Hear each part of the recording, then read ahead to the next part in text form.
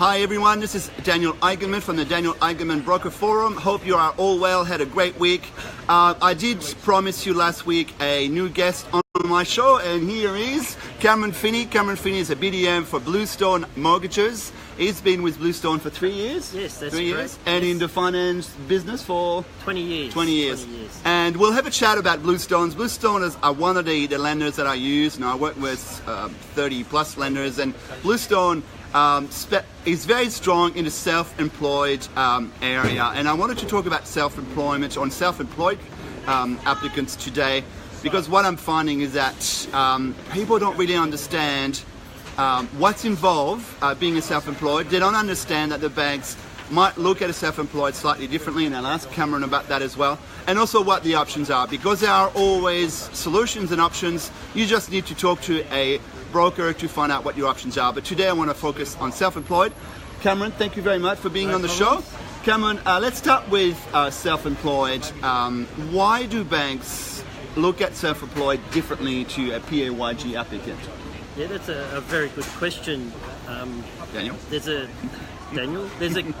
There's a misconception in the marketplace that if you're self-employed, it's hard to get a loan. And that's the case with mainstream lenders. They do look at self-employed borrowers as being a higher risk, so they put a lot of rigour around the income verification aspect of being self-employed more than anything. So why is it a high risk? It's the fact that with self-employed there could be inconsistent income. Like, as we're well aware, it's not always going to come in on a weekly or even monthly basis for that matter. With the mainstream lenders, they do require 2 years financials to verify their income. At Bluestone, we have alternative methods of verifying a self-employed's income.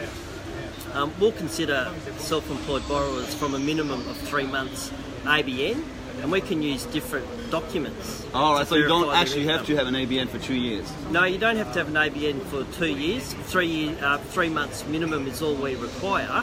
And we can use different documents, whether it be business bank statements, BAS, or an accountant's letter to verify a client's income. All right, okay, because when I speak to people in self-employed, they always say, oh, I basically just started, I just got my ABN, now I have to wait for 2 years. So you're basically saying you don't have to wait for 2 years? No, you don't. No. You can minimum of 3 months, and all we use is 3 months business bank statements, because we still have to verify the client's income. Yep.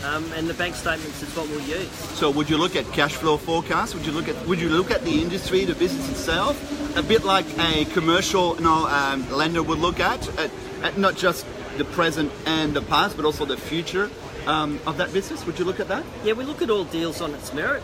So if it makes sense, we're happy to do the deal. We've just got to feel comfortable with what the client can supply in terms of income. Okay. And that's what we'll use. I mean, really, at the end of the day, we're talking about as a self-employed person borrowing money to buy some residential property, whether it's for themselves or whether it's an investment property. Is that right? That's correct. Yeah, it's all, we use residential security, but it's not just for purchases. We're happy to do refinances for self-employed borrowers as well. Quite often, what we do see a lot of is the self-employed client will have a home loan, they'll have a business loan, they'll have a business overdraft, they might have incurred some tax debt. It's quite important that they go to a mortgage broker to see what options are available for them. And what it is about is looking at consolidating those debts into one loan repayment, and it's to try and free up some cash flow for them. Because at the moment what we're seeing a lot of with self-employed applicants is their revenue stream quite often is a bit poor, especially in the WA economy at the moment. And what we can do is look at restructuring their current finances to free up some cash flow for them. And quite often we can actually do some cash out for business expansion, future investment, all that sort of thing. It's very important to talk to a mortgage broker so they can see what their options are. So would you, I mean, I can imagine, I'm in business for myself as well, and I can imagine that, even though I'm trying to put systems into place to have a bit of certainty into my income, because obviously if I want to borrow a substantial amount to buy a property, I want to make sure that I have the means to paying it off. Do you require your applicants to have some form of insurance, like not the mortgage insurance, but the What's it called? The insurance risk fee. The risk fee. Yeah, I mean, not just the risk fee, but the actual borrower himself. To check some insurance that if they can't make your repayment for whatever reason, they will have the insurance to cover that. No, not at all. We Okay. we don't insist on mandatory insurances at all. All our loans are assessed in-house. There are setup costs, obviously. Yep. There's no mandatory insurance. The good thing with Bluestone is all our fees and charges are fully funded into the loan, so there's no out-of-pocket expense to your client. So, as a self-employed, as I said, the challenge is to understand that you don't always have to wait for 2 years. There are options out there. Talk to people, talk to a broker, talk to me, obviously. I'll work with you on your objectives, your requirements, and on finding the right solution. And obviously, you want to make sure that you're doing the right thing by yourself as well, because as I said, you're borrowing quite a lot of money. So make sure that you can afford it today, but also make the repayments into the future and pay it off ultimately. But the fact that you've just started or you haven't been in business for 2 years should not be a reason not to look at your borrowing options. Another thing that I'm starting to see as well is small business with ATO debt. What are the options there with ATO debt? ATO means your money to the tax office. Yes, we do see a lot of tax debt refinancing. What I'm seeing at the moment is the tax department are quite aggressive in collecting of the tax liability. Now, the issue with the tax debt is, one, the interest rate on the tax debt is quite high, but also the payment term is generally short, which is a minimum of 12 months. So if you're a self-employed borrower with a quite modest tax debt, say $30,000 or $40,000, payable at 10% over 12 months, it really restricts the That's cash a lot of flow. money, isn't it? It really restricts So the cash what are the flow of options the there? business. What would Bluestone, for example, offer as an option? Yeah, we're happy to refinance tax debt. We'll actually refinance. What do you mean by refinancing? Yeah, so by refinance, generally what we'll do is we'll package in other facilities or liabilities that the self-employed applicant may have. So they may have a home loan or a business loan, but also they'll have a tax debt which needs to be refinanced into one loan. So they've got one repayment. What you find by refinancing through a non-bank lender such as Bluestone into one repayment, what you'll find is the repayment will be a lot lower than if they have several facilities to pay out. All right, so basically what you're saying, you're adding that amount that let's say the 30,000 and you said to the tax office, you add that to your loan. Yep. And then you basically pay your residential rates and repayments over whatever remaining term that you have. So it could be 25, 30 years on that. That's correct. Okay. And that way you get a lower overall repayment, which will free up some cash flow. Okay, great, beautiful. Last thing I wanted to ask you is about entrepreneurs. There's a lot of opportunities out there, online and offline as well. Entrepreneurs, obviously people that are just starting out. Yes. What are their options in terms of, can they borrow money to buy a house if they have time and the funds to do that?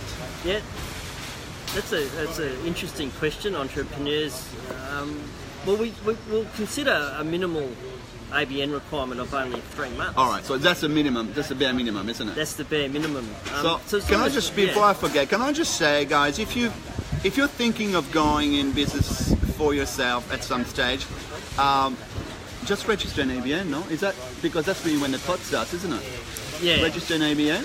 I mean, you can you can start trading a bit later on, but it's not expensive to register an ABN. No, but you need to be able to show at least 3 months of ABN. So if you're thinking about it, register an ABN. Yeah, but we still would need to see some revenue flowing through the bank statements to qualify. Over 3 months as well?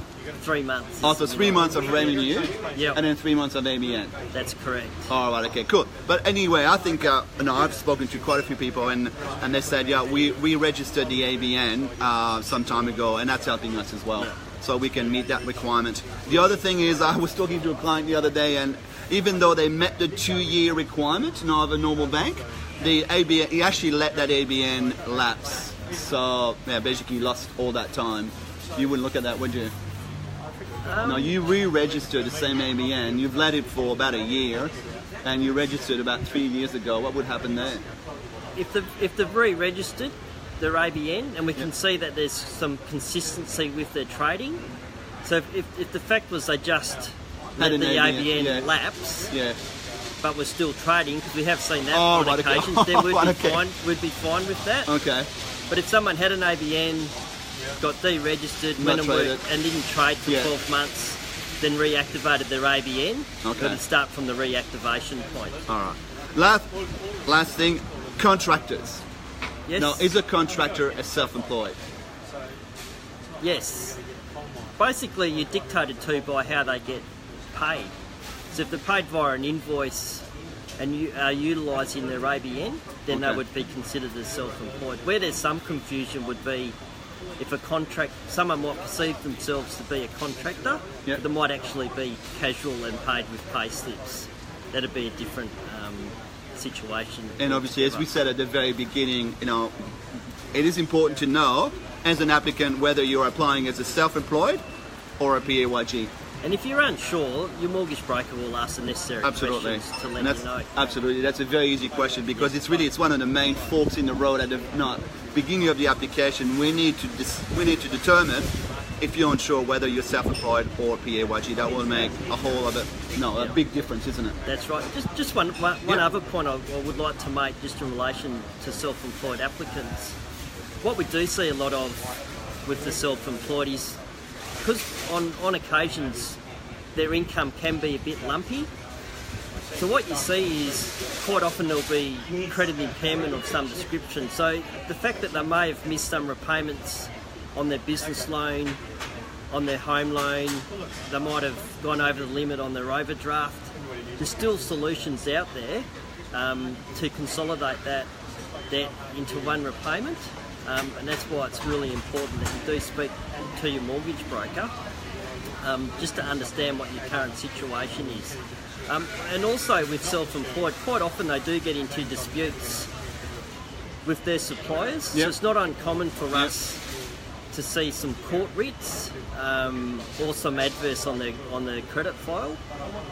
As long as we can explain what's happened, lenders like Bluestone are happy to consider it on a case-by-case basis. So for us, it's all about what's caused the problem, and by refinancing through a lender such as us, how we're helping the client.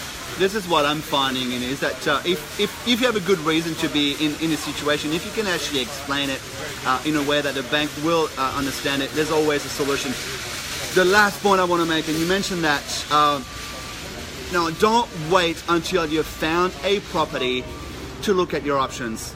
If you're in small business, if you're self-employed, or even if you're PAYG, talk to a broker as early as you can and work out exactly what is your situation today, what are your options today. If you're not in a position to do what you want today, what options, what solutions can we put in place so that you are in a position to do something at a future time. But don't wait. Now, don't call me on Monday morning and say, hey Daniel, guess what? I got my offer accepted. Well, I say, yeah, great, but you can't do anything about it. So don't get in that situation. Now, when is a good time to talk to someone, or if you want to go to your bank, by all means, talk to the bank, but talk to someone about your situation, about your goal, your requirements, and find out what you can do today. If it's not what you want to do today, what you need to do to be able to position to do it tomorrow. All right, so that's my last message. Cameron, thank you very much for being on the show. Very, very useful. Obviously, self-employed, there are lots of options out there. Talk to people, talk to me, call me on 0412022110, or simply leave a message down there and we can have a chat about your options and your current situations. All right, thank you very much. Have a great weekend. I'll talk to you next week. Bye. Thank you.